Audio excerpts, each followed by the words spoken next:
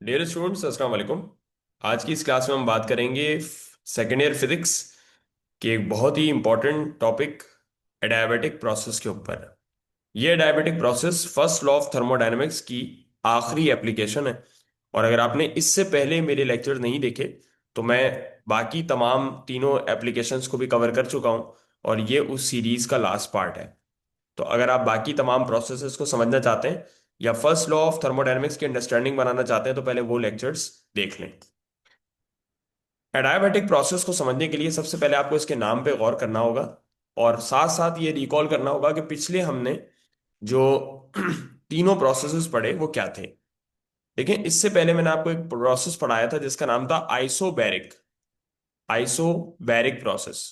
Isobaric process वो था जिसके अंदर प्रेशर कांस्टेंट रहता था। फिर हमने पढ़ा आइसोकोरिक। आइसोकोरिक प्रोसेस वो था जिसके अंदर वॉल्यूम कांस्टेंट थी। फिर हमने पढ़ा आइसोथर्मल। ये एक ऐसा प्रोसेस था जिसके अंदर टेम्परेचर कांस्टेंट था सिस्टम का। अब हम बात कर रहे हैं एडियाबेटिक प्रोसेस की, और ये एक ऐसा प्रोसेस है जिसके अंदर ना तो प्रेशर कांस्टेंट रहता है, ना ही वॉल्यूम कांस्टेंट रहती है, और ना ही सिस्टम का टेम्परेचर कांस्टेंट रहता है। तो पहले हम इसको पढ़ लेते हैं, और उसके बाद मैं आपको बताऊंगा कि जब प्रेशर कांस्टेंट नहीं रह रहा, वॉल्यूम कांस्टेंट नहीं रह रही, टेम्परेचर कांस्टेंट नहीं रह रहा, तो फिर इस पूरे प्रोसेस में क्या चीज है जो कि कांस्टेंट रहती है इन तीनों वेरिएबल्स के अलावा। तो ये इंशाल्लाह मैं आपको लेक्चर के एंड पे बताऊंगा। अब हम बात करते हैं डायबिटिक प्रोसेस की, और इसको ऐसे डिफाइन किया जाता है कि ये एक ऐसा थर्मोडायनेमिक प्रोसेस है जिसमें सिस्टम में ना तो कोई हीट एनर्जी एंटर करती है और ना ही कोई हीट एनर्जी सिस्टम से लीव करती है। यानी आप ये कह सकते हो कि यहां पर चेंज इन हीट एनर्जी वो जीरो रहता है। यहां पर सिस्टम में ना कोई हीट एनर्जी एंटर होती है और ना ही हीट एनर्जी लीव करती है। तो हीट कंटेंट जो है सिस्टम का वो रहता है सेम। आपको सबसे पहले तो इसकी डायग्राम समझनी होगी, और फिर जाके आपको इसकी ये जो डेरिवेशन है वो समझ आएगी। आपको यहाँ पर दो डायग्राम नजर आ रही हैं, एक डायग्राम नंबर 1 है, एक डायग्राम नंबर 2 है। डायग्राम नंबर 1 जो है वो इसकी इनिशियल स्टेट को शो कर रही है, और डायग्राम नंबर 2 इसकी फाइनल स्टेट को शो कर रही है। आप एक चीज नोट करें कि हमने इस बार अपना जो कार्नोट इंजन है, या हमारा जो हीट इंजन है, उस हीट इंजन को उठा के हमने इंसुलेटिंग स्टैंड के ऊपर रखा है। इंसुलेटिंग स्टैंड एक ऐसी डिवाइस है, या एक ऐसा स्टैंड है जो कि हीट एनर्जी के रास्ते को ब्लॉक कर देता है। यानी अब ना नीचे से कोई हीट एनर्जी अंदर जा सकती है और ना ही कोई हीट एनर्जी बाहर आ सकती है। इसने इस रास्ते को ब्लॉक कर दिया।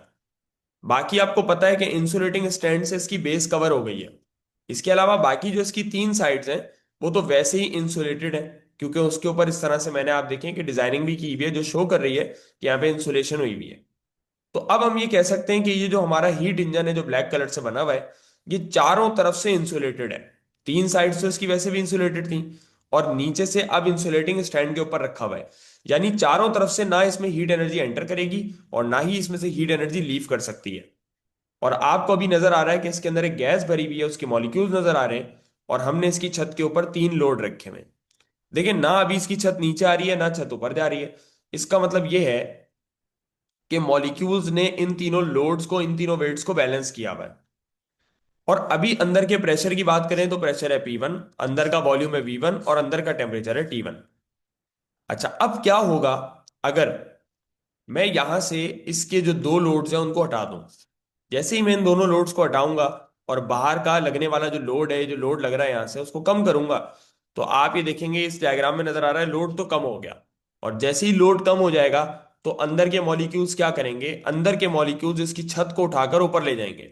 जाहिर है बाहर से लगने वाला प्रेशर कम हो गया, अंदर के मॉलिक्यूल्स का प्रेशर ज्यादा था, वो उसको उठा के ऊपर ले जाएंगे। और ऐसा करने से उन मॉलिक्यूल्स की जो एनर्जी है वो कम हो जाएगी। यानी वो मॉलिक्यूल्स अपनी एनर्जी को लूज कर देंगे, और इसकी वजह से अंदर का प्रेशर भी बदल जाएगा। पहले अंदर प्रेशर ज्यादा था, और अब जब सिस्टम एक्सपेंड हो गया, मॉलिक्यूल दूर दूर हो गए, फैल गए मॉलिक्यूल हर जगह पे, तो अब प्रेशर कम हो जाएगा। प्रेशर पहले P1 था, अब हो गया P2। पहले ये गैस छोटे से हिस्से पे भरी हुई थी, अब ये जो है ना एक्सपेंड हो गई, तो इसका वॉल्यूम V1 से हो गया V2। और पहले अंदर का टेम्परेचर कुछ और था और अब टेम्परेचर कुछ और हो जाएगा, उसको कहेंगे पहले T1, अब कहेंगे T2। तो यही तमाम बातें जो मैंने अभी आपको बताई हैं, ये यहां पर इसकी एक्सप्लेनेशन के अंदर मेंशन्ड है कि एडियाबैटिक प्रोसेस को अचीव करने के लिए हमें सिस्टम को एक इंसुलेटिंग स्टैंड पे रखना होता है। फिर आगे बताया कि इंसुलेटिंग स्ट्रैंड हीट के फ्लो के रास्ते को रोक देता है। और अब अगर हम इसकी मैथमेटिकल इक्वेशन के ऊपर चलें तो आप हमेशा की तरह यहां लिखेंगे कि according to first law of thermodynamics,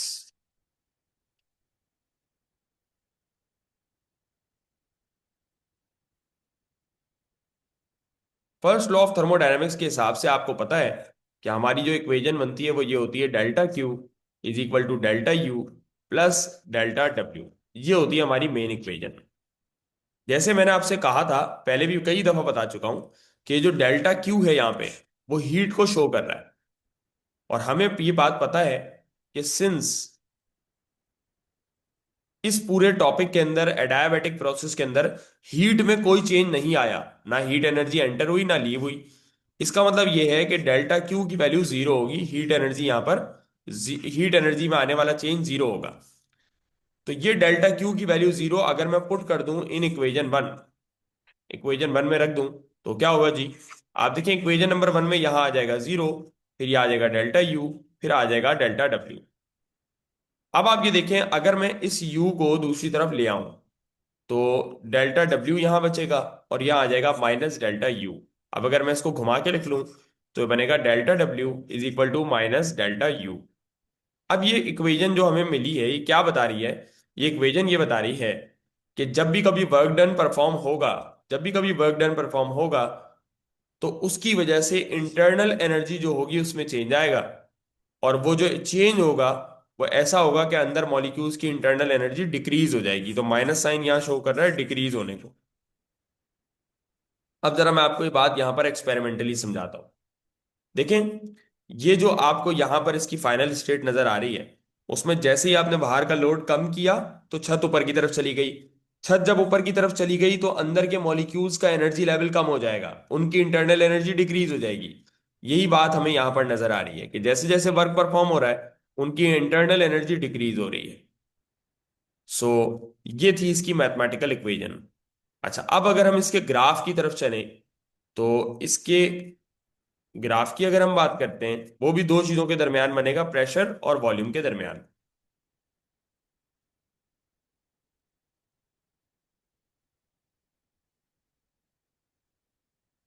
graph की अगर हम इसके बात करें तो आप लिखेंगे ग्राफिकल रिप्रेजेंटेशन।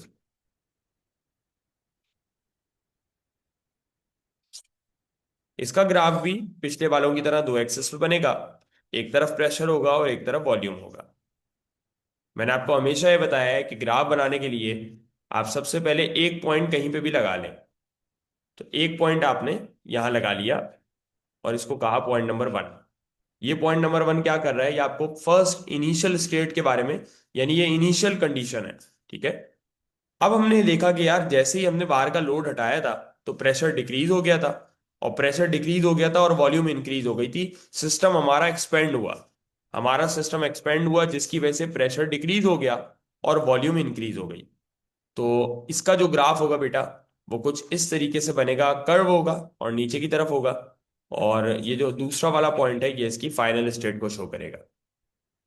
ये जो हमारा ग्राफ है उसका ट्रेंड ऐसा है कि वो नीचे की तरफ आ रहा है इस तरीके से। आपका सवाल ये होगा कि सर ये नीचे क्यों आ रहा है, why it is coming down? ये नीचे इसलिए आ रहा है क्योंकि प्रेशर क्या हो रहा है बेटा, डिक्रीज हो रहा है। आपका ये सवाल होना चाहिए कि सर ये ग्राफ हमारा राइट साइड पे क्यों जा रहा है, why it is going right towards right? वो इस वजह से क्योंकि वॉल्यूम क्या हो रही है, इंक्रीज हो रही है। और आप देखें वॉल्यूम इंक्रीज तब होती है जब हम राइट साइड पे मूव करते हैं, और वॉल्यूम डिक्रीज तब होगी जब हम लेफ्ट साइड पे मूव करेंगे। तो क्योंकि अभी वॉल्यूम इंक्रीज हो रही है, सिस्टम फैल रहा है, एक्सपेंड हो रहा है, इस वजह से ग्राफ राइट साइड पे मूव कर रहा है। ठीक है। तो ये इसकी ग्राफिकल रिप्रेजेंटेशन थी और इसकी डेरिवेशन थी। आई होप आपको ये टॉपिक समझ आया होगा। और मैं आपको रिकमेंड करूंगा कि आप इसके पिछले तमाम पार्ट्स को भी देखें। और कोई भी अगर आपको क्वेरी हो तो आप नीचे कमेंट में पूछ सकते हैं। और इसके अलावा अगर आप इन क्लासेस को ज्वाइन करना चाहते हैं तो नीचे डिस्क्रिप्शन में आपको प्रोसीजर मिल जाएगा। Thank you so much to all of you.